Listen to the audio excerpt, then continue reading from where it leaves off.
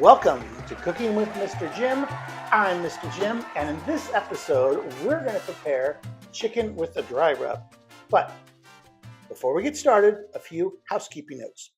We shoot the show in Peoria, Arizona in a 500,000 square foot studio. We employ 3 RCA TK44 cameras, camera 1, camera 2, and camera 3.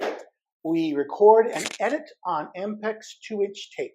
I'm just kidding. There's no editing. Before I forget, if you'd like to drop us a line, the email address is cookingwithmrjim@outlook.com. cookingwithmrjim@outlook.com. I should tell you, every recipe I present involves cooking with a quarter cup of love and a full cup of sarcasm. All right, let's get started. The reason why I decided to make the first show about dry rub chicken is because, well, people like my dry rub chicken. You see, a few weeks ago, I made my dry rub chicken for the neighborhood, and people just love it.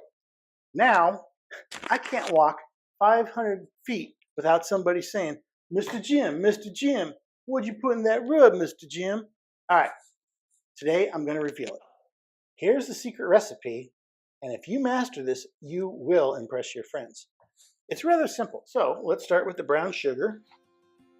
And I like brown sugar in my rub. Now, let's add the parsley. Got that. Here comes the garlic powder / salt. Pepper. Not too much pepper, you notice. Now we got the salt here. Let's do that. And Italian herb. Cannot forget that. Look at that. All right. Now, my preferred mixing is just take a regular fork and do something like this. And yes, I did load up on the brown sugar. That is the key. All right. Mix. Here is my method of cooking the dry rub chicken.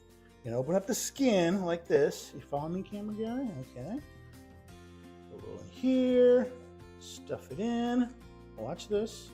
A little rub there, a little rub here. And now this is ready for the grill. Okay, we are now in Studio K. And oh, by the way, all this right here, this is CGI, character generated imaging. All right?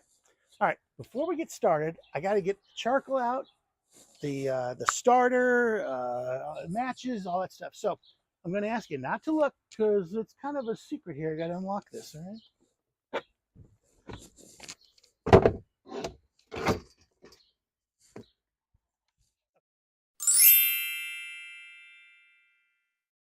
All right, now that we have our coals nice and hot, it's time to put the chicken on the grill. I like to sear for about 2 to 3 minutes on each side. And then I'm going to introduce you to the real secret. And that is the slow cook method.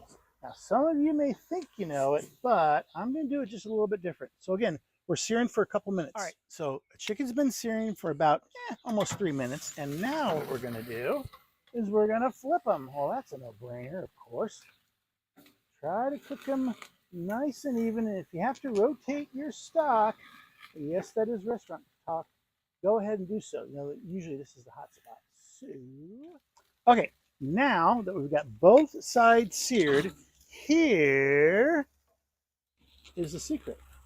We're going to cook low and slow for about 20 minutes. Remember, low and slow. Close the lid. Don't touch it for about 20 minutes. All right. It's been about 18 minutes. Cooking low and slow. Remember, that's the key. Look at these babies. Are they juicy or what?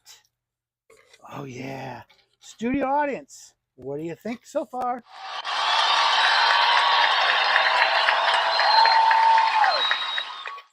Okay, now it's time to go back to Studio J. Time to brag. I'm not saying it's the best chicken ever. However, it is better than Aunt B's. Andy, OP, Mr. Jim is right. His chicken is better than mine. Just don't tell that blabbermouth Clara Edwards. Ooh. Folks, there you have it from Aunt B herself. Hey, guess what? We've already gotten our first email. This email comes from Carl S. in Everett, Washington. He says, Mr. Jim, I don't believe you really have a 500,000 square foot studio. Prove it. All right, Carl from Everett, Washington, this is for you.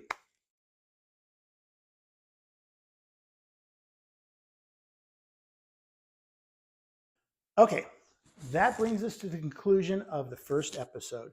Join us next time when we will be cooking homemade chili. See you then.